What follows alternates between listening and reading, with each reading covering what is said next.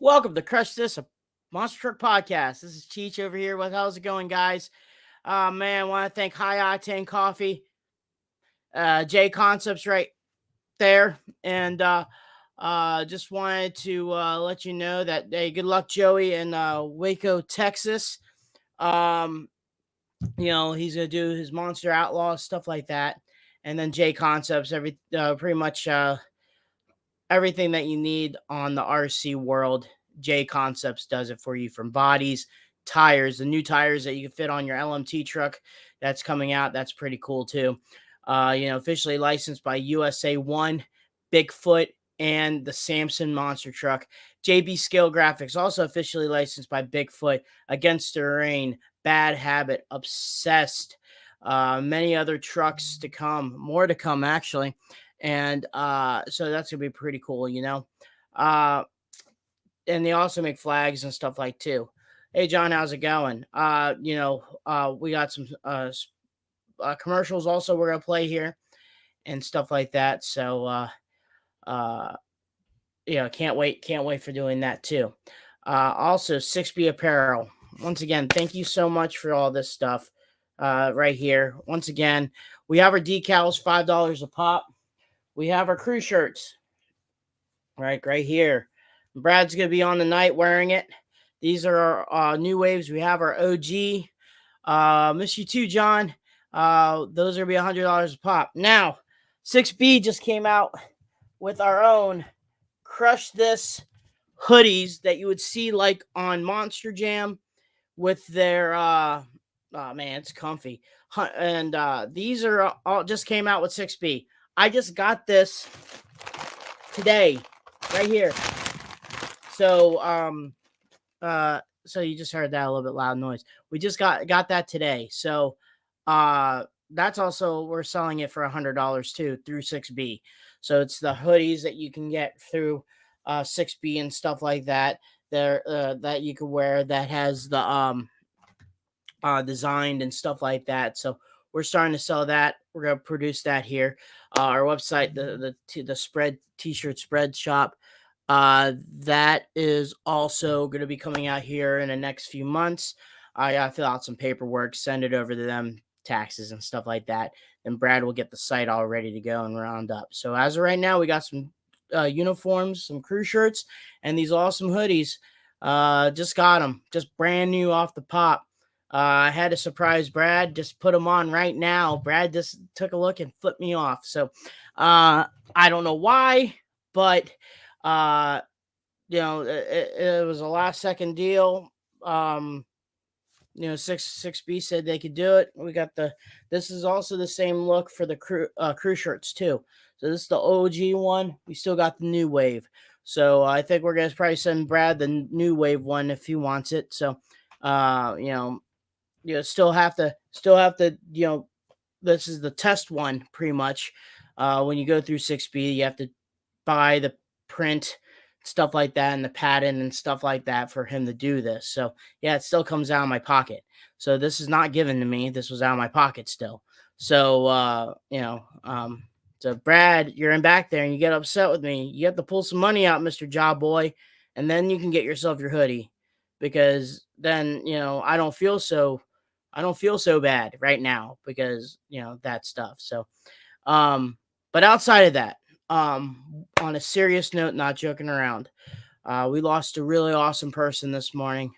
2021 Hall of Fame inductee John Moore, famous in the TNT world, driver of the No Problem with his wife by his side, Heidi.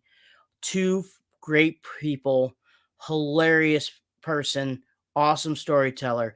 Hey Tony, that was one awesome experience. One of the pioneers, stars of the TNT Monster Truck days.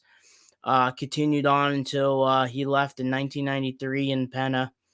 Probably more after that, but I stopped following, I guess, him after I didn't do the 94 season, but sold his truck to a couple other people. Then Timothy Jones picked up his old No Problem 3 truck and became Twisted Addiction.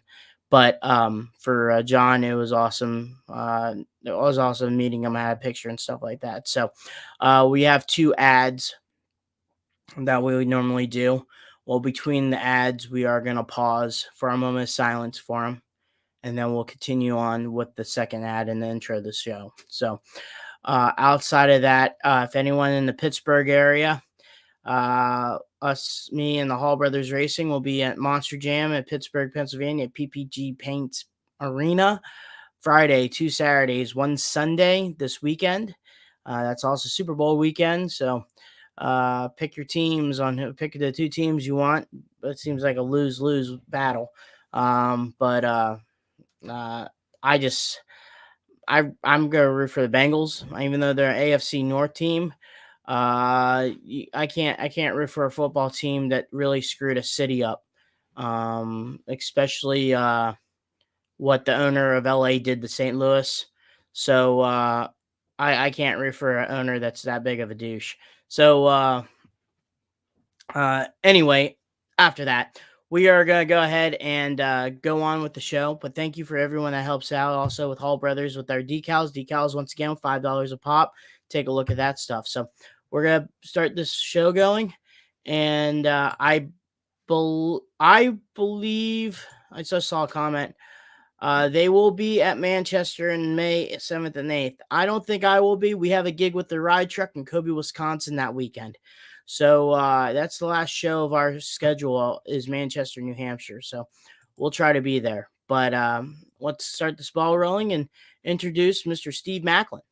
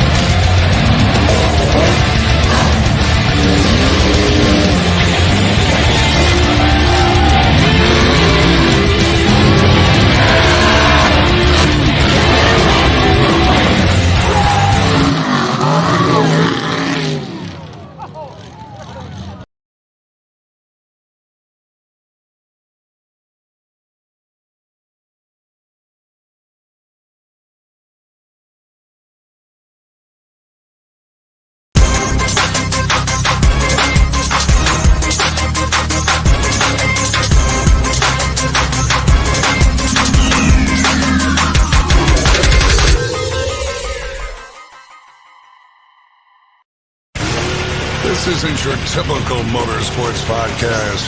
You're listening to Crush This, a monster truck podcast presented by High Octane Coffee and J Concepts. A show where we take you inside the minds of your favorite drivers, past and present, of the monster truck industry.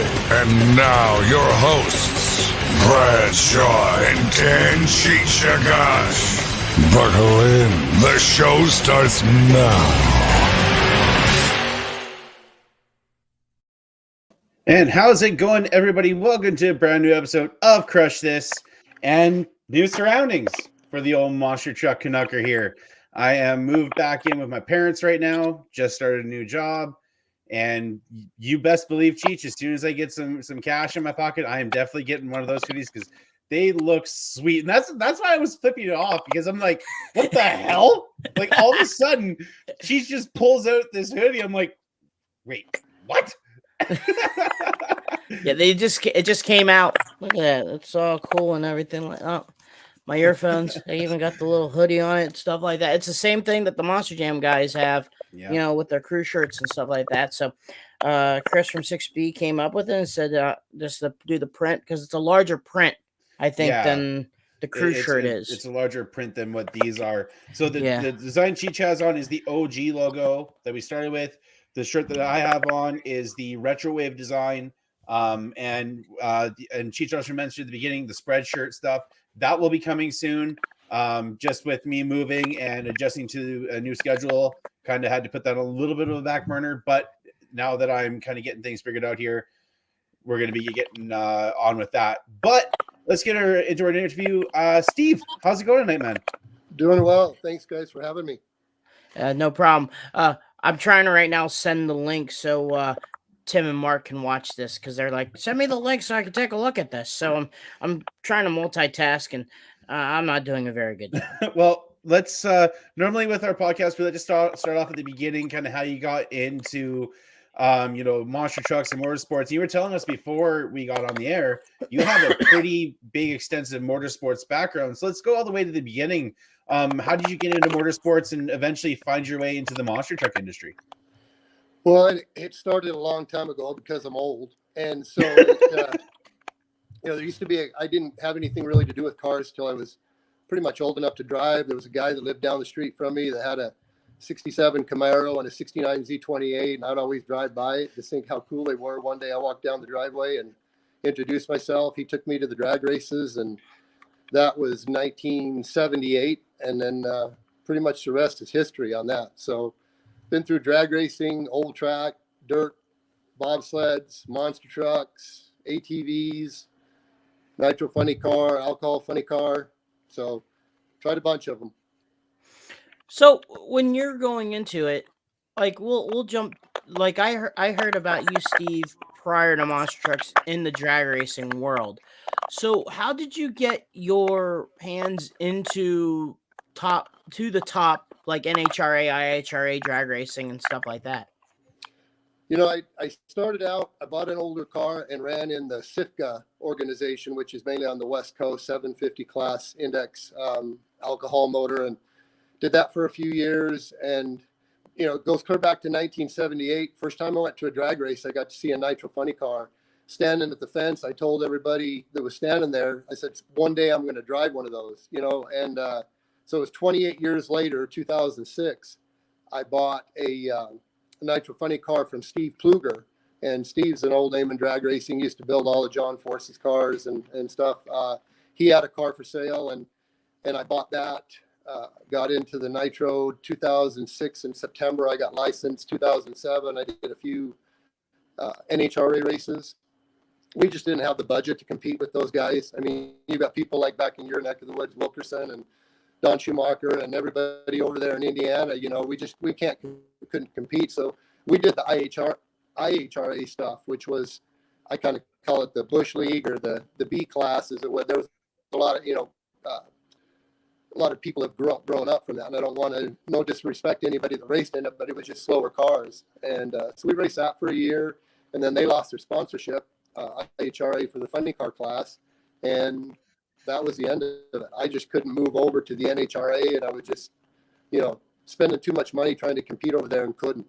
And so I got away from it, got into nostalgia, driving for another guy, and then most recently got into the alcohol stuff.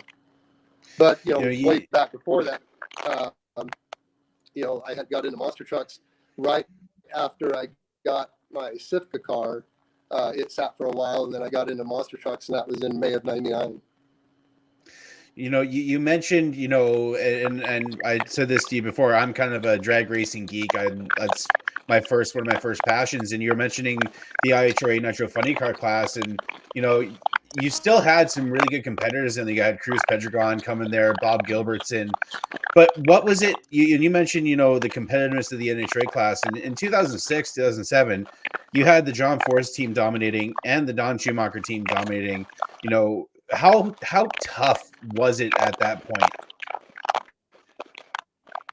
It was crazy. I mean, I saw a video just last night. My son showed it to me from YouTube from the 2007 April race in Vegas. So the would have been first part of April or whatever.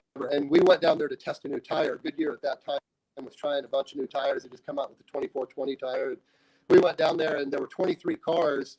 We didn't qualify last, but we were second last. So, 22, and we went 5:04 at 3:01, and that was 22nd, I believe. So, they were running, I mean, that was back when it was quarter mile or whatever, and they were in the fours, and, as well as I do, a tenth of a second, 2/10, 3/10 of a second in a nitro car is like light years. And, we had our pump was smaller. We didn't have the knowledge. I didn't have the cubic dollars.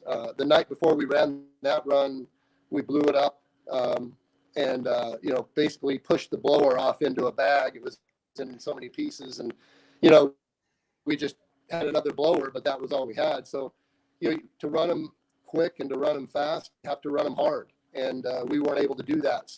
So it was really, really tough. Knowledge was another thing. Parts were it. And we just didn't have the experience. I mean, we were brand new into the Nitro class, and there's quite a learning curve there, that's for sure. Those guys make it look easy to run 370s now that they run 380s. It's not that easy for sure in the 1,000 foot. So now, and just to add on the IHRA. Go ahead, Steve. No, go ahead. No, I was just saying, I'd add on the IHRA side. When we ran over there, you had, Hulk Hogan over there. He just got out of Pro Mod, got into funny car. You had Simpsons. You had Peanut. Even Jeff Deal was over there. Terry Haddock was over there. So a few names that are in NHRA now were there. So it wasn't easy. And I mean, the first race we went to was San Antonio in 2008. We qualified number 8. By the grace of God, we won the thing. I had to pedal it every time, but we were running 5 teams, 520s, and there were people that were running in the 4s. Todd Simpson was there, Dale Creasy, as I mentioned. So it was a good deal. It was just, I think, and you watch Dale now, they've really stepped up, and you watch Terry Haddock now, and they've really stepped up. But they're not running at the front of the field. And again, it's no disrespect. It's just very, very difficult to do. Yeah, and I remember IHRA with the Milliken and all of them running Top Fuel and stuff like that. But it was always a good time watching drag racing in general. But when we're gonna enter the monster truck domain here, and was it a show or what got you interested in pursuing in the monster truck world? It's kind of the same thing as. I've tried a lot of things and dabbled in them, and I was kind of a flash in the pan as it would be in monster trucks. I was only there for a few years, but I anything that had tires and wheels, and I saw monster trucks here locally. I actually got introduced a little bit to it by Craig Christensen from Dragon Slayer, and when he and his wife were racing, and that's how I went and started looking into it, and then I started looking into other trucks that were for sale, and then that's how I found out about Mark and Tim Hall. And they had one of their trucks for sale, and I chose to go with them. I have 3 families that I consider to be the best in the world. My own family, obviously, one, the Hall brothers, and the people that have helped me get into drag racing, the Strasburg family. And so, after you meet Mark and Tim and you spend some time with them, and the giving nature that they have and the way that they are, I couldn't have stepped into a better deal, into getting involved with them, not only help getting a great truck, but just getting into the business itself. And, monster trucks is the only racing business that I've ever been in that's made money for me. Everything else is just a losing battle. As they say, you want to make $1 million in drag racing, start with $2 million and you'll be fine. So, but yeah, I just wanted to drive a truck. I thought they were cool. I'd been around them a little bit, and the Hall brothers helped me make it. Going with the Hall brothers, I think at that time was a very smart choice because, they have reliable equipment, even especially back then, running Executioner, and then obviously, coming into the Dodge sponsorship. When did you acquire your first truck? And I'm not too sure which identity came first. Either it was Iceman or Nitro Fish. Well, when I got involved, it was May of '99. My first event was at the Lima, Ohio. I just lost the term, the Lima, Ohio Jamboree. And I did kind of my MTRA licensing, running around, and I thought at that time, I thought I was pretty cool. So I thought I was like flying through the air like Superman. And Tim says, man, you never left the ground, man. You got to drive the truck. So, that's what I got in. I was driving an Executioner truck. I think Executioner 1, which was the left drive front motor truck that I bought. And so that was my first deal. Is I had my 2 boys there with me. They were 3 and 6 at the time. And, we went through that whole deal and that was the start of it. So Lima, Ohio in May of '99. Tim was telling me you ran the Executioner truck for them for a little bit before you came up with your identity of the Iceman. Around 2000-ish when the Iceman came about. What was the origin of the name Iceman, and what got you to with the paint scheme, the blue and the checker flag? You know, again, you're correct. I did run under Executioner, and I mean, it was an honor for me to have Tim and Mark allow me to do that. And again, they helped me get into the shows. They helped me. It's almost like I'd been in the business for some period of time, and just getting involved with them. But we needed a different identity because I was running at a lot of shows that they were, and there was a few shows where we had two Executioners in a sense, and so I put vinyl on down the bedside of the Executioner, and then the Iceman came up from my history of racing bobsleds. And when I did that prior to getting into monster trucks, 98, 95, 96, 97, 98, I kind of got the nickname the Iceman, and so that's where that came from as far as the monster truck goes. The paint scheme was something that I came up with. It wasn't very elaborate or very extravagant, I guess, as it would be, but it was all I had at the moment. So that's where that came from, and the paint scheme was mine. You can see that I don't have any talent, so in terms of designing stuff. And how was it running the Jamboree series? Because in the 90s, the Penda series, and after that sponsorship ended, it was just the Jamborees. How was that? Because that's such a prestigious kind of, realm of monster truck history. Yeah.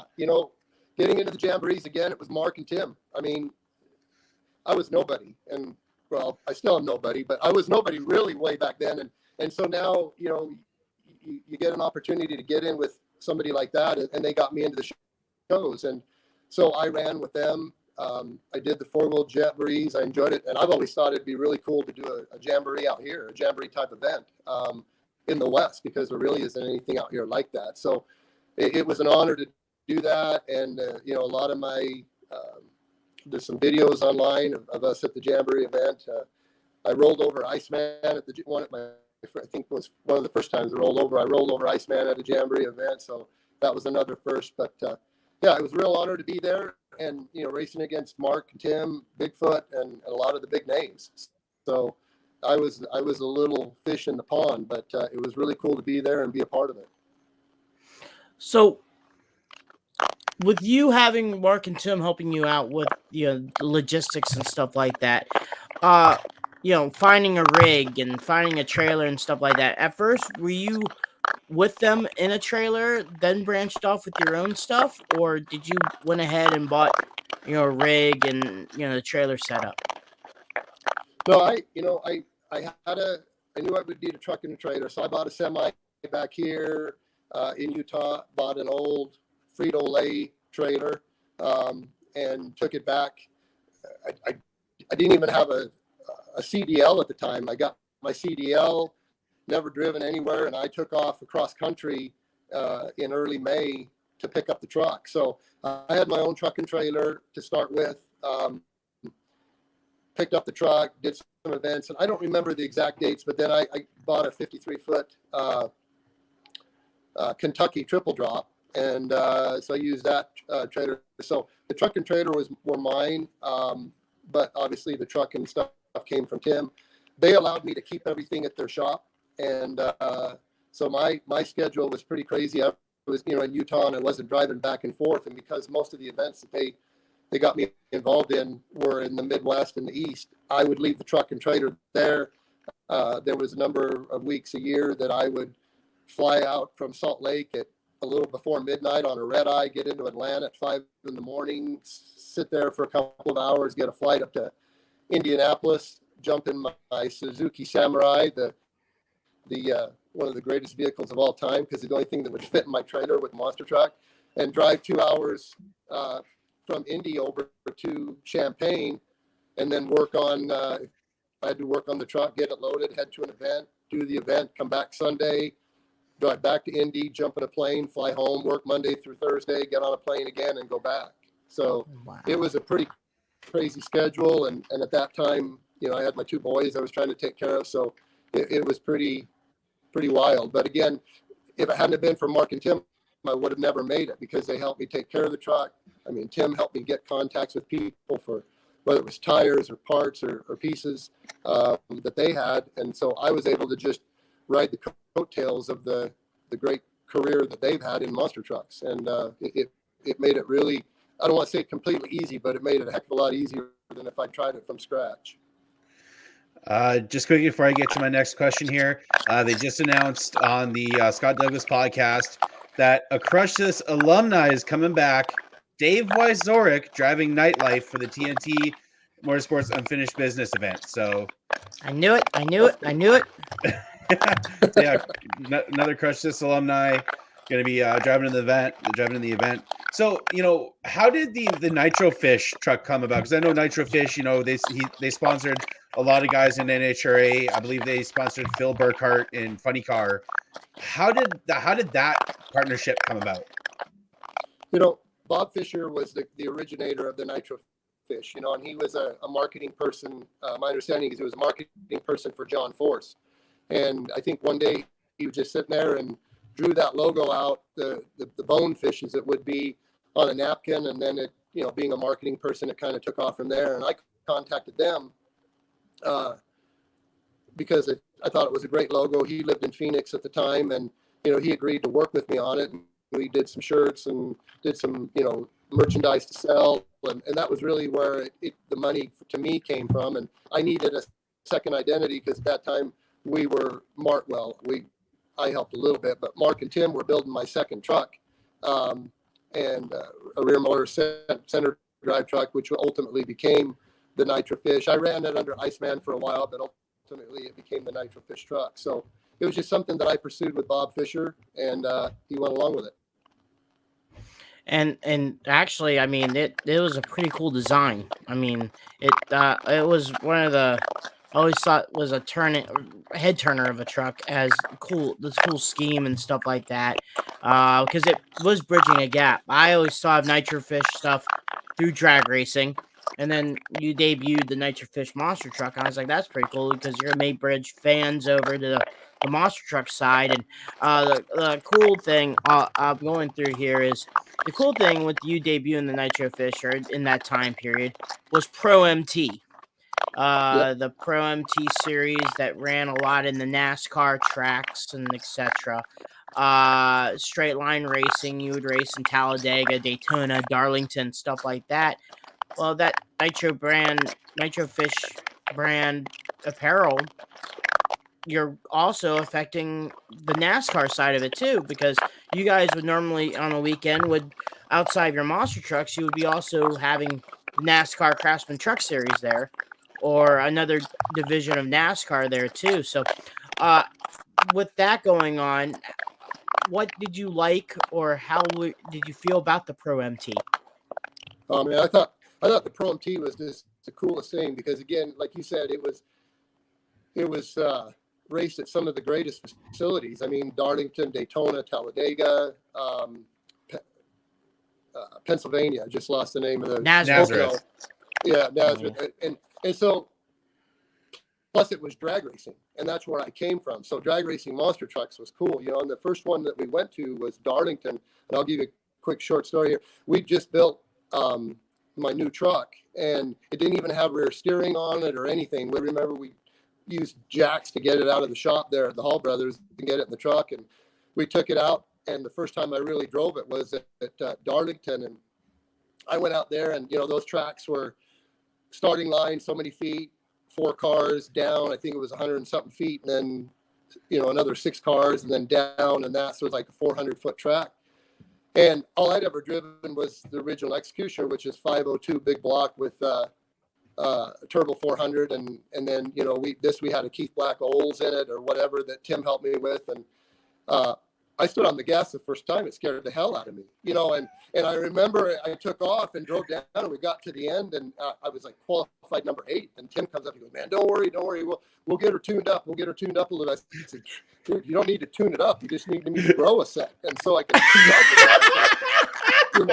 and so I'm in there, and I ran, I made run after run, and it ended up qualifying number 8. I was the bottom of the field, and in a truck that would toast anybody. If we put Mark in it, it would have been number one qualifier, people would have been scared as hell. But Steve pulls up in and they're like, oh man, this is easy, you know? So first round, I'm against Runte and Bigfoot.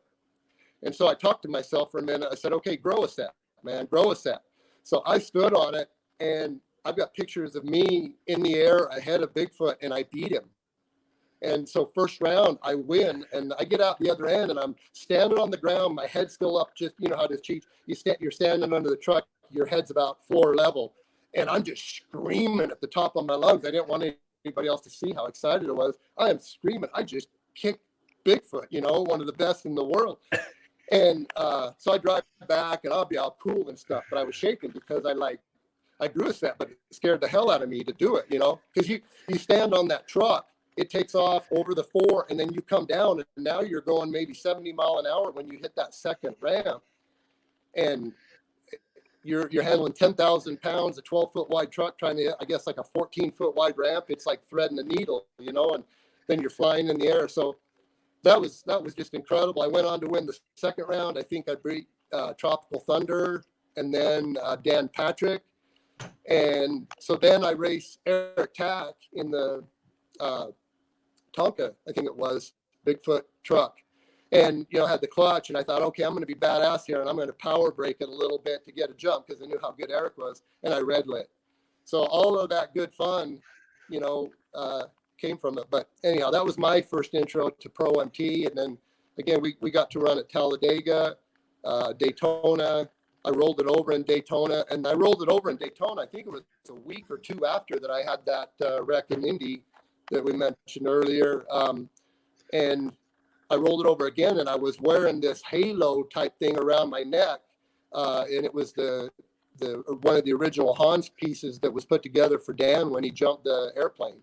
And so Bigfoot loaned that to me because I'd injured my neck. And so, yeah, Pro MT was awesome. I hated to see it go away. See, you beating first round is like Kenji Okazaki taking out John Force, or like an underdog. Yeah, it was bigger than that because, I mean, you know, not only are you have this guy that doesn't know what he's doing driving a badass truck. I didn't have a lot of experience either, you know, and so yeah. That definitely it was David and Goliath, but we came out on top. And again, that's the Hall brothers for you. So what we did talk about earlier about, you said you rolled over in Daytona. You kind of were learning about the Hans device. Now every driver is wearing a Seaman seat, the Hans device and stuff like that. But back then, I think you were just a seat, or like a, I don't know what type of seat it was, but like a butler type seat type deal where it wasn't no head restraints or anything like that. That Indy situation that you had, you know, was it like was it a bad hit? Was it was a shock situation, or what got you to reflect on that to learn further down in the monster truck world and not happen again, I guess? So, well, you know, it really comes down to, I think the biggest thing was driver error. You know, I take the responsibility for that. And I know that when we were there, that was I believe an ESPN event, and we'd run the track before, and I think they changed the ramps or something. And, you know, it was Eric Tack and I in the first run out, and I hit it hard, didn't hit it right. I nosed the truck over, and it really wasn't a hard hit. It was just the way that it hit and the way my neck went forward and bounced back. So a lot like whiplash. And, you know, without the Hans, I just had a 3-inch foam collar on at the time. And I think they were doing a video, and it was, you know, well, they did do the video, the one on Discovery about that. And so it really wasn't bad, but it did ring my bell. And I mean, if you watch the video, I kind of drift off course and then kind of come back. And I had Tim yelling in the radio in my ear, "Am I okay? I'm okay." He was concerned I was all right. And I finally just shut it off. And you know, it's just a story where they came and they told me that they were, you know, they knew I'd hurt my neck. They were going to have to cut the roof off the truck and get it out. And I said, "Bullshit, you're not cutting the roof off this truck. I'm coming out." So I started taking my helmet off, and the EMTs were like freaking out. Don't move your head. Don't move your head. Don't. I said, no, you're not cutting my truck up, man. I'm coming out, you know. And so then I got out, and I didn't want to go to the hospital. I hate hospitals, so I hid from people for a while. And finally, they got me into the ambulance and took me to the hospital. And anyway, I was there for a few days and got out. But, you know, it was really driver error. And we had a hard seat, but it wasn't anything to do with the jarring that, because I just didn't drive it well enough and nosed it into the ground. And, you know, you have a 10,000 pound vehicle dropping out of the sky and you nose it in. And I think it was just, you know, it's kind of like, I don't compare it exactly, but like a Dale Earnhardt thing. You know, you look at how he was killed. The wreck that you watch, it really didn't look that bad. But, no. You know, he was killed by it. And I think it was kind of the same situation for me, as the wreck wasn't really that bad. I just, you know, took a pretty good hit. So my second question, 1 second, Brad, is when you wore that Hans or that Hans device or the neck restraint, let's say, when Bigfoot let you borrowed it, what was your first reaction about the having that containment for your neck? Because you said the rollover happened a few weeks after that, so it's fresh on your mind, and I got a feeling it's still linger the feeling of it in your neck. So when you put that on, when you got back driving, and you put that back on, how was your reaction to it? You know, I've never been one to worry about it. I mean, I've been on fire in a Nitro car and got right back in it. You know, I've never been one to really worry too much about that. I guess that's the brain dead part of me. But, you know, and you end up thinking about it a little bit. But that Hans, I mean, the one that I use now in my Nitro car basically connects to the back and keeps your head from going forward. It doesn't really have any side-to-side stuff. The one that I borrowed had tethers that ran from the device to the side of my helmet and then also on the back. So you couldn't turn your head, you couldn't look up, down, you couldn't look anywhere. I mean, it basically held your head pretty steady. And so I remember making the run, and I landed. It was Pro MT event, and I landed, and I got a little sideways in the wet grass or whatever, and it rolled over. And I remember sitting there, and Tim's on the radio, and he goes, "You won, man! You won." I don't remember exactly, but you know, I'd won the race. And he said, you won, are you all right, or whatever? And I said, yeah, I'm fine. What's going on? He said, we got to get back and fix the roof of your truck. And I'm like, what the hell? I couldn't look up and see the roof was gone. You know, that was the worst. That was the most scariest thing for me, is I'm like, how bad is my truck? Because I can't see it, you know, because I couldn't look up. But from a medical standpoint and an injury standpoint, it never really crossed my mind. And obviously the thing worked, because I did have an injury. And, you know, the doctors back in Indy told me that I had two fractured vertebrae. It broke the tips off, and a crushed, or not a crushed, but a severed disc. And he said we could do surgery, but the type of thing it is it'll heal, and then you'll just live with it as long as you can. And someday you may have to have surgery. And, you know, that's 20 years ago. And the only problem I have now is my right hand goes numb once in a while, because it broke at C6, C7. And that's right where the nerves come out to go down your arm. So it was a relatively serious incident, but I never thought twice about it. Not just because of the Hans deal, but just because, you know, that's being brain dead, I guess, or whatever. But yeah, it was a big help to have it. And then I remember when Dale Earnhardt, the Sunday that Dale Earnhardt got injured, was the day that I ordered my other Hans, or, you know, he got killed. I ordered my Hans that next Monday, because I remember I was driving, listening to the radio. And so those type of things are great. And I think anything, you know, the seat, like you mentioned, maybe, and I'm stepping outside here, but the seats they have now that are suspended, as it would be, or have some cush to them, that helps a lot, you know, on the monster truck, because you take a pretty good jar. It's crazy, you know, hearing about some of these injuries and stuff. And, you know, now you were mentioning the seats, you know, the full containment seats where, you know, you actually get like custom molded to it, the Hans devices and all the restraints. It boggles my mind. Like, even with Dennis Anderson, he drove in a Butler type seat with the Hans though for many years, and people urged him to get an ISP seat and what everybody else was doing.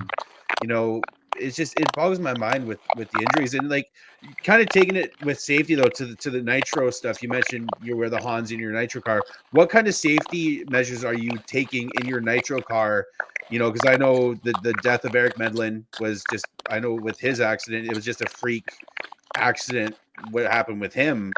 But what safety are you using in your nitro cars? Well, in the nitro car and in my alcohol car, I wear an SFI 20 suit.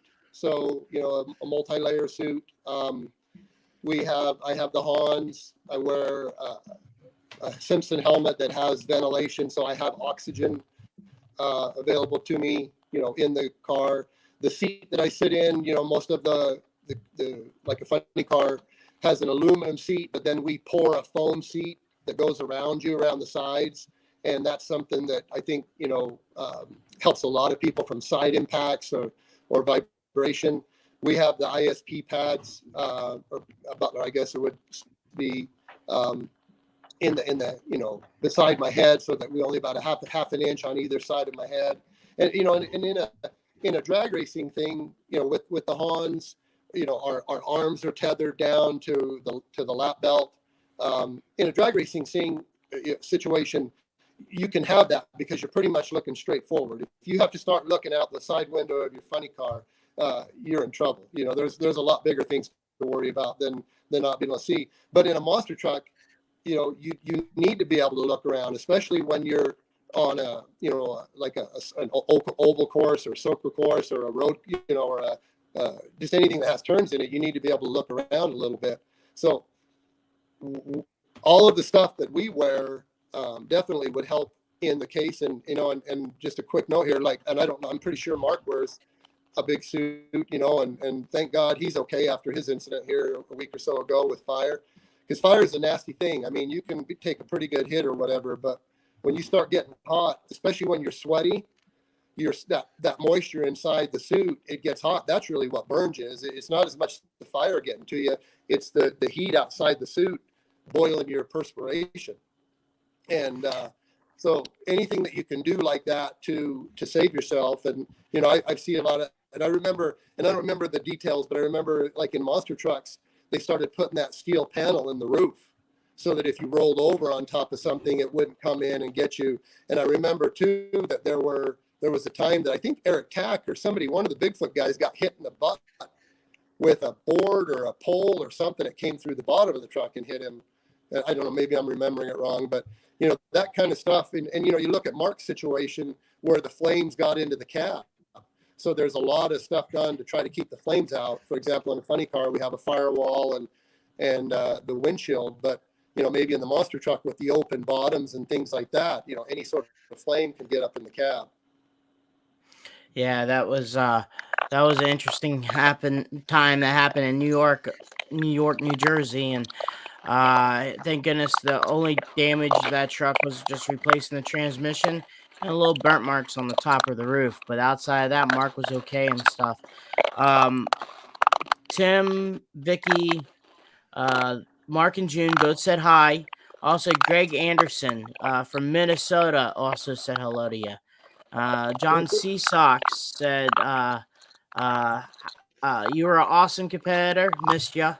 So there's a lot of guys, a few people watching this program, which was pretty cool. Tim Paul. The $50 I sent everybody, that $50 paid off. They're making some nice comments. So and tell Mark hello and John hello and everybody, and tell the smartest man in the world hello for me too. So okay, I will. We'll do. They're watching right now. So I have a story Tim was talking about here. He said, I remember the one time an hour or so before the show, you were having heads. I think this was at Madison, Wisconsin. You had the heads off the motor, and George Eishart walked up and asked, should I be concerned about all these parts laying around? Yeah, that was a thing where when Tim was around, I never worried. I never got flustered, never worried, whatever. And I don't remember the end result of that whole deal, but when you have the master with you, you never worry about that. I don't even know why George would have even questioned that. And BJ Johnson said, you were always a very professional and fun to race against. BJ Johnson. So, wow, that's very nice. Thank you very much. So before we went on air, you were talking to us about the company that you're a part of and that you're in the process of buying. So let's talk about that company a little bit. Yeah, actually, I've been around. B&J Transmissions is, a planetary-based transmission, kind of a competitor to the, well, not kind of, but we are a competitor to the Lenco transmission. And B&J's been around since the 60s when it was started, late 60s, early 70s. Mike Strasberg owns it now. He's had it since 2000, and we've been talking for about 4 years about me getting it, and made a move to work on it last year, but COVID came around, so we waited for a while. I've been down there full time now since the 1st of May. But we build planetary-based transmissions that we run an alcohol funny car, alcohol dragster, pro mods, a lot of land speed cars. I'm working with a few people to put them in some of the X275 stuff and some of the no prep stuff. We're looking at even doing some transmission for a guy. He's working with us out of Canada that does like the drag week stuff where they drive from track to track, and that's something that we've never done with a B&J. We do some work with converter drive stuff as well, but mainly clutch. So transmissions are in 4,000 horsepower cars. We build everything in house except for the nuts and bolts and bearings in it. We build all the cases, all the gears. So it's quite a deal, and I've been learning a lot in the last 7 months. And Mike Strasberg, who owns it or whatever, has kind of been my mentor in that sense. And we're just making that transition, and I'm looking forward to the future there. So, are you actually ever thinking about using the product in the monster truck world? I've thought about it. I don't know. The automatics have come along. You go back to 2000 when the automatics were around, and the automatic transmissions. You have the people that build the high horsepower automatics, and in the world of monster trucks, for example, if you're talking about specifically about transmissions, you look at the ability to get in and out or reverse, for reverse and drive, like in a freestyle situation. If you get pinned in a corner, I remember times when I had the Lenco in my one truck, just because you can sit as a driver in the corner of an arena and plan what you think you're going to do for freestyle. And then after the first jump and you hit the ground, that all goes out the window because you just don't know exactly where it's going to end up. So you end up stuffed in a corner and you've got to put it back in reverse. And, it's hard to shift it back and forth. So the automatic transmissions that are there, the power glides, and the ability of those guys to do nose wheelies and all that, they're shifting back and forth in and out of that.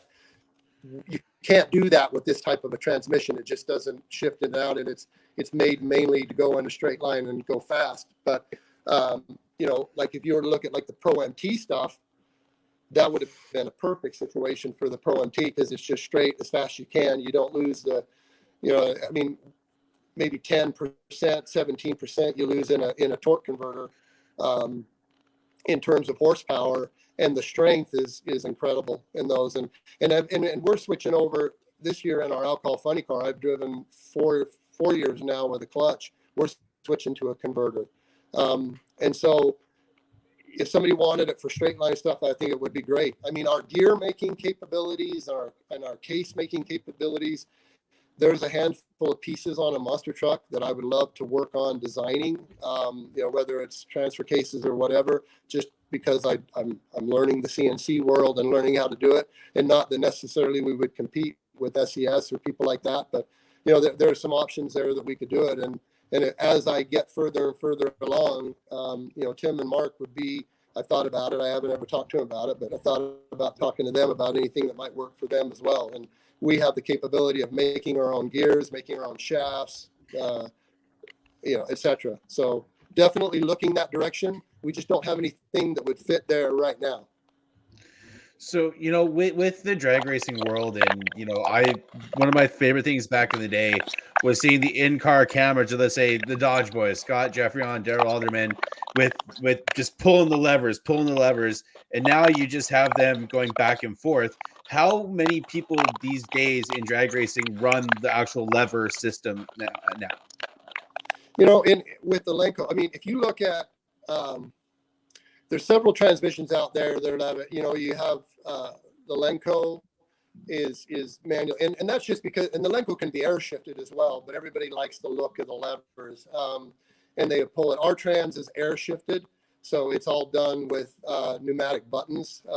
Okay. And you have the Liberty, and there's a couple of others out there that'll do it, but most of the people that run those transmissions now run an air-based system. And it's all on timers, RPM, or whatever. In our car, we shift, off of a shift light by pushing a button. And so it's air shifted. But I know there's a few cars out there that still pull all the levers and shift them. And they, back in a while ago, I can't remember what year it was in Pro Stock, they went away from the shifting and went to the timers and stuff like that. And then they went back to the shifters as it would be. And so I think the only people that are doing it are old school people right now, or if you're in a class where the sanctioning body has to make it, they want it to be a function of the driver rather than a function of an air valve. So I'm actually going to go back to the monster truck world here because we need to tell the story still about it. Yeah. What, after, the Crow MT and stuff like that, what got you to step away from the monster truck world and got you to sell your equipment? It's a sad story. To me, it was sad because I hated doing it. But just in that early 2000, I just started having some marital issues. We'll be frank about it. Had some marital issues, and it was something that I had 2 boys at the time. And I became a single dad, and I had a business, became a single father, and I just couldn't be gone all the time that they were growing up, and so I had to make the decision to move away from it, and I never really said a lot about it way back then. I just kind of moved away from it, and some people wondered whether it's because I got injured or whatever, and I don't really think that was a big part of it, but definitely it was just personal problems, and I had to make a move and business stuff and just look out what's best for my boys. Now, have you since then wanted to come back to driving? Have you had offers? What's been your thoughts on that? Well, I hate to bring this up because Mark and Tim are watching, but they offered to let me drive their truck one time, and I drove it and wrecked it really bad. And so I probably owe them about $100,000 or something just because I wrecked their truck. But I did an event for them, and it was funny because it was a small arena, and I don't remember the arena. I think it was in New Jersey. Hampton, yeah. Thanks for reminding me. Yeah, I'm trying to forget that, but no. Yeah, but I was driving the truck and Tim, Mr. Horsepower, and putting stuff together. I'd never driven a truck like that, and so we launched, and the thing was picking the front end up and then catching the back tires on the car and nosing it over. So I kept telling Tim, I'm not sure if I'm cut out for this, Tim, remember, and he says, no, just start in second gear. You'll be fine. So I started in second gear, and I stood on the gas, and the thing just flew, and so we did really well in the race, in the racing or whatever. And then one time, I don't remember what round it was or whatever, but I needed to beat somebody. At least that was in my head. And I stood on it, and that thing took off. And I could have reached out and grabbed the Jumbotron or the speakers in the thing. It felt like I was that high. I was able to look at the fans in the crowd, and they could wave at me and I could wave back. I was up there for about an hour and a half, I think, or so. And then it landed, and I thought, God, I got to get this thing stopped. And just the way that it bounced, I got on the brakes, it stood up on the end, it rolled it over, it crushed the body, it crushed the thing. I got out, I put my hands on my head like, holy shit, I just wrecked the Hall Brothers truck, man, what am I going to do? And so to this day, I hate myself for that. And someday when I have some money, I'm going to send a briefcase full of cash to Mark and Tim for giving me the opportunity to come back, and for the fact that I tore their truck up really bad. And I'm publicly apologizing to them right now for that. But it was just, They put a retard at the wheel. So the only problem with the truck, and so I want to blame them for that, but I can't, because the only thing that they did is they put a nut behind the wheel and he screwed it up really, really bad. I seen the video last weekend, and you got some serious air. It was against Predator. It's just a badass truck with, like I said, with somebody that's I'm a little slow in the head. I just didn't do a good job of managing it. Again, if it would have been Mark, he would have smoked everybody in the place 2-3 times. He would have the truck untired and in the trailer by the time the other guy hit the ground. So it's just one of those things where I screwed up really, really bad, and I mean that is a point that haunts me for forever. But that's the only time. And as you can see, the results of the truck, I've never received another offer. So we pretty much that answers your question. So I think you need redemption. No, but if I'm going to get redemption, I thought about it two different ways. Man, I wish I could drive a truck that somebody else owned that I didn't like, because I would do the most incredible freestyle they've ever seen. That truck most of the time that's what happened to my truck, because I remember Gary Rodolfi used to bring my truck back to me in the front end of this front end loader and say, "Where do you want it?" and just dump it out on the ground because I crash it. But if I could drive a truck nowadays that I didn't have to pay for, that would be really cool, because I would love to try some of the stuff. And it's funny too. I saw a post on Facebook, the Monster Trucks Then and Now, about how somebody had said something about Bigfoot disappearing from the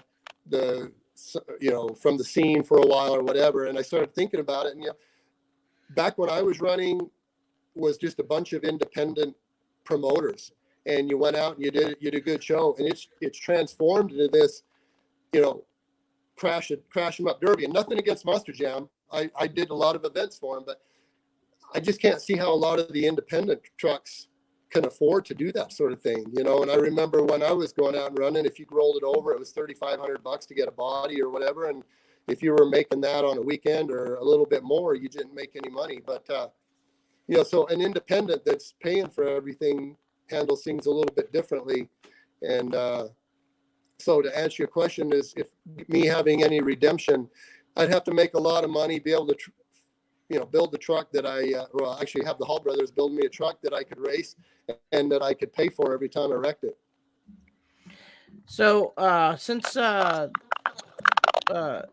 in this topic now, I'm gonna bring this up. The Olympics started last weekend, and what do you think about the Winter Olympics? And also, I heard through the grapevine that you almost made the bobsled team one year. Well, many years ago, 95, 96, prior to the 2002 Olympics being here, they started building all the facilities here. And 45 minutes from my house was where the bobsled track was at, and I always watched the Winter Olympics, and I either watched Franz Klammer in the downhill or I watched the bobsleds, and was always just really interested in it. And so at that time, there were only 12 or 13 tracks in the world. And I figured, man, if they're going to build the 14th track 45 minutes from my house, I'm going to go figure out how to try this out. So I went up there and spent years up there working with a guy by the name of Randy Will, who was an ex-Olympian that was here for the Bobsled Federation.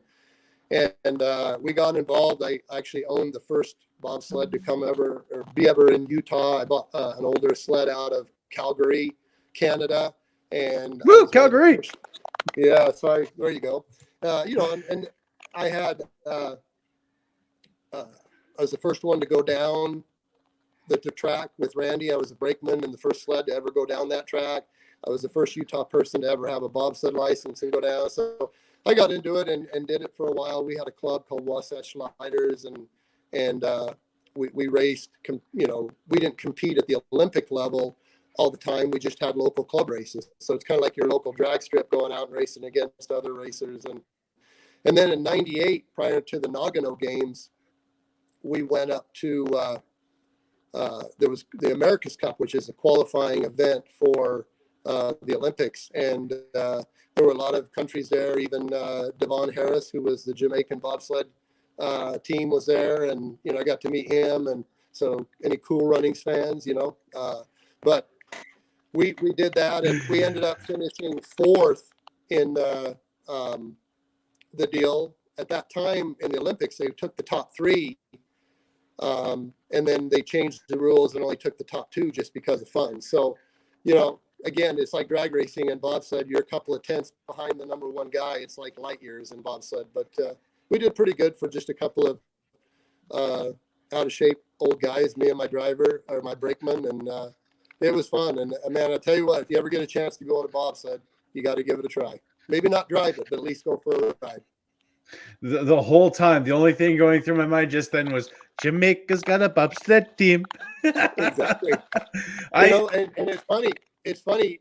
Devon was there, and they had problems with their sled getting there, and so he actually drove. I had 2 sleds at the time, and he drove one of my sleds. So it was pretty cool, just to meet those guys. And I mean, everybody up there was pretty cool as far as the bobsled. Then it got so political that you couldn't even get ice time anymore, and it'd be kind of like having a drag strip down the street from you, and they only let certain people come in. They just wouldn't let the general public. So I got away from it just because we could never get on the track.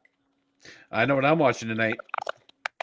Yeah, and answer your question, Cheech. The Winter Olympics. I mean, all of the Olympic stuff is crazy. I love watching it. I love being a part of it. I mean, there's nothing better than seeing a group of people over there, knowing the amount of time and effort that they put in. In 98, 95, 96, Steve Holcomb, who was a bronze and gold medal winner for the United States, we brought him on and taught him how to drive, Randy, and that we started him in a youth program. And so to see those guys go on and how much time and effort they put in as an Olympic athlete, it's just crazy. So I have a lot of respect for the Olympic athletes and stuff being there. All this political crap that's going on with the games right now is all just crazy. But Olympics for what they are and the true meaning of the Olympics, I think it's incredible. That's so cool. That is awesome. Especially I didn't plan having this interview during the Olympics, but I think that's a cool takeaway that people may not know, that you could have been the only monster truck driver ever with the Olympian. So and then you can also say I had a gold medal with a broken neck. I think that hell, we're so far away, from that when we did it, but just because we got lucky on that night, we got pretty close, and it was fun. But there's a lot of great people in that sport, a lot of great drivers, and it's just like any sport. But we were just fortunate to be able to be a part of it, and I feel fortunate that I've been able to do as many different things as I have. I've been able to go to the bobsled course in Calgary. I live 8 hours away from Calgary, and it's just it's ridiculous. Like, you don't think it's steep, but it's steep, and the turns are just ridiculous. Yeah, bobsled. The track here in Utah is 15 turns. There's 420 feet of elevation drop from the top to the bottom, and a lot of the turns are you're pulling 5 or 6 G's when you're in it, and so it's amazing. And the first time I ever went off from the top, you don't, driving a bobsled's an interesting thing because you really aren't driving it per se, other than just prior to the turn. I mean, to make a bobsled turn, if you think about it, the turn is just a straightaway on its side. And so the transition from the flat straightaway to the turn straightaway, there's about a 3-foot length of the ice that you can make that sled turn right at the entry where it starts to make a curve. And you basically just make one quick move and change it. Then you're on a straightaway sideways, and then you make a turn and get off. And the whole key to being fast in bobsled is just being in the turn right, come out of the turn. And the way they're designed, if you come out of the turn properly, you'll go straight down the next straightaway. If not, then you're sliding or you're bumping or whatever and scrubbing off speed. But it's an incredible ride. It's noisy. I turned it up. I turned a sled over twice in my lifetime. And that's quite the experience because you're on a sheet of ice. It's sounds like you're dragging a construction helmet down a concrete wall, because you're just sliding. And if you've ever fallen on the ice on your driveway and torn up the palm of your hand or whatever, you can imagine going 60 or 70 miles an hour upside down against the ice. And then you go into a turn and there's 4, 5, 6 G's in that turn. Now your 200 pounds becomes 800 pounds. And so you're just grinding on the ice, and it can be pretty crazy.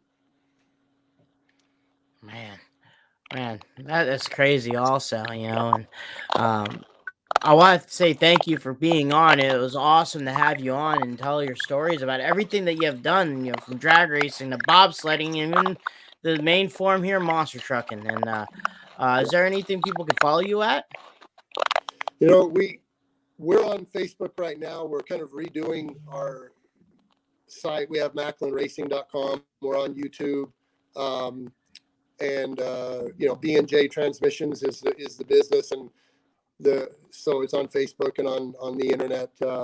But we'll get our stuff up. But if you just look up Macklyn anything or whatever, Macklyn, you'll find stuff on the monster trucks or on the drag racing. There's a lot of videos and that out there with the drag racing, and we'd love to hear from new people, or find me on Facebook, send me a message. I love chatting with people and hearing about stuff. Maybe they got a chance. We ran into each other in an event during the monster truck world, and that's one of the things that I miss most about the monster trucks, was just the kids that looked up to you like you were something special, and so I just remember so many times, sitting down and chatting with a young kid and a girl or boy or whatever about monster trucks, and them looking at the truck. And I still say to this day that you can park a NASCAR, a dragster, a funny car, any kind of race car you want, but you park a monster truck next to it, and that's where everybody's going to be standing, because big tires, interest people more than anything. And I've seen that time after time. And so the monster trucks have made a big impression on everybody, and especially the kids. And that was one of my most favorite things, was hanging out with the boys and girls and talking to them, and being a friend to them, and when they looked at you like you were a king or something. So it was cool. Man, that's awesome. Brad, anything else you wanted to say? No, just thank you for coming on, chit-chat a little bit about drag racing, which is one of my passions. And hopefully once I get my drag racing podcast started, we'll have you on and talk a little bit more for nitro and alcohol racing. I would love that, Brad. Anything that we can do to help you with your podcast, I think it's just awesome. People to do it. I've always thought it would be fun to do one of our own. We just, so I respect people that put forth the effort, and like Cheech has done, and Brad, like you're going to do. So if there's anything I could ever do to help either one of you, again, you let me know, and I appreciate you taking the time to let me be a part of your show. I may have you back again. I do these things called roundtables, and I think this year is going to be Pro MT. So I have you, maybe even one of the Hall brothers, and maybe another person that ran the Pro MT series, and you can tell stories and talk about the fond memories of the 3 years from 2000 to 2002 of the next generation of Penna drag racing. So now it's Pro MT. So that'd be cool to have you on. We also just got a little in their chat. Mike Vaughter Sr. says, really nice listening to your stories, Steve. So man, Mike Vaughter's in there. Yeah, we were just watching some videos the other night, and Black Stallion was on there, and my son, who's 23 now, and he was little when Mike was right. He goes, man, that's Mike Vaughter's right there. So he remembers, all the drivers and all that, because they used to sit underneath my truck with their little toy trucks and play in the dirt, so it was kind of cool. And that, but yeah, so appreciate that, Mike. It's good to hear from you as well, and we always enjoyed hanging out with you. Man, there's some cool stories about you probably, because you ran a lot with him, and probably Andy Hoffman too, correct? Yeah, Andy Hoffman, and there was a lot of great names. Today, as I was driving home, I was thinking about all the names, Guy Wood and Kohler. Yeah, and oh my gosh, I just lost his name, from Memphis. David Morris. I thought about David, and one thing I do want to point out, real quick, if you give me just a second, is I had when I had my 2 trucks, I had Dale Mitchell out of Tennessee, who I met through the Hall brothers, and Dale came and drove my second truck, man, and I always thought that when I hired him to come and do the truck, I'd hired my own assassin, because he was just an incredibly good driver, incredibly knowledgeable person. I enjoyed hanging out with him, but I just want to give a shout out to Dale for being a great help to me in my career or whatever, and I appreciate everything that he did for me as well. Was Dale the one driving Predator with when you versed him in Hampton, or was that Alan? Do you remember? It would have been Alan, because if it was Dale, I would have went over and talked to him. But I know he's been involved with Predator quite a bit since then. I don't know his history, because I feel bad I haven't really stayed in touch with him. But I know he drove my second truck for a while, and I know that he's been involved with it since then. But I don't know to what extent and the details. Now, people also were asking a little bit here. So you talked about what got you to part ways with Monster Trucks, but do you remember who bought the trucks after you sold them? I've been just searching my brain forever, trying to think of the name of who bought it, and I cannot recall. I just remember it was a taller guy, but I can't remember the name, and I don't know. Mark and Tim might know. I'm sure there may be somebody else out there, because it's amazing, the monster truck fans. There's monster truck fans out there that know more about me than I do about myself, and so I'm sure there's somebody out there that would know where the trucks are. And for years after, I would get messages once in a while, hey, your old truck is now such and such running out of somewhere, but I just have lost touch with that, so I do not recall, and I apologize. Mike Voders in the chat says Brandon Lagarde got one of them. So, really? I think that was the third one. Yeah, his newest one. But if anybody out there knows of the whereabouts of Steve's trucks are, please let us know, because we'd like to know kind of where they're at and what's happened to them. Yeah, that would be really cool. Really cool. Man. Chris Roy has the first one. I think Brandon Lagarde has currently. I think the one Brandon Lagarde had is now ground pounder. So that could have been it. So, man, that's awesome to have you on, Steve. Have you on more, maybe with the round table. But man, if there's any social media there, Brad, that people can follow you at. Yeah, you can follow me on Instagram at the Monster Truck Canucker. Be on the lookout for the Nitroholics podcast with me and Dalton Hastings coming out this month. Now that I'm all moved in, follow me on Facebook at just Bradley Shaw. You'll see a picture of me and my awesome girlfriend. And check out Bradley Shaw Designs. American Scouts debuting next month, so excited on that. And just thank you guys for the support and love. And what about you, Cheech? Where can people follow you at as well? I don't really do my stupid antics, but you can follow Dan Cheech Agosh on Facebook. Also, I'm on Instagram. Follow my RC page, Agosh Racing, on Instagram and Facebook. Hall Brothers Racing, we're on Facebook, on Instagram also.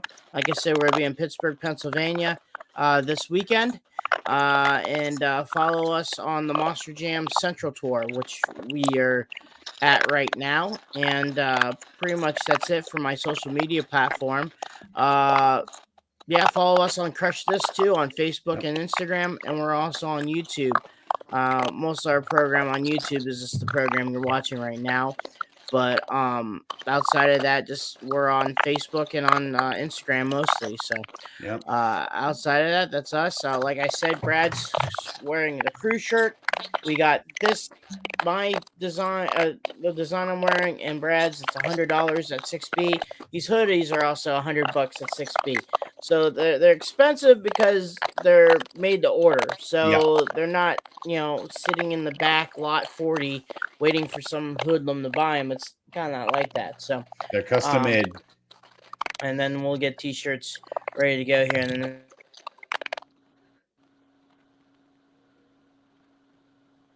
then we lost Cheech. Don't know what happened. Well, guys, as I always say at the end of every episode, check up on your friends and family, guys. Mental health's important. It's number one right now, especially what's going on in the world. So, guys, just check up on your friends and family, please. Cool. Thank you, everybody. Oh, still don't have Cheech there. Not too sure what happened there. I'll just go ahead and enter there, Cheech. So, but that's done, Cheech Agosh. Everybody, that's Steve Macklyn. Thank you again, Steve, for coming on the show. And my name is Bradley Shaw. Oh, we got Cheech again. There he is. There he is. You guys, like we always say, keep the rubber side down and the shiny side up, everybody. Peace. Peace, man. Thank you. Bye-bye. Goodbye.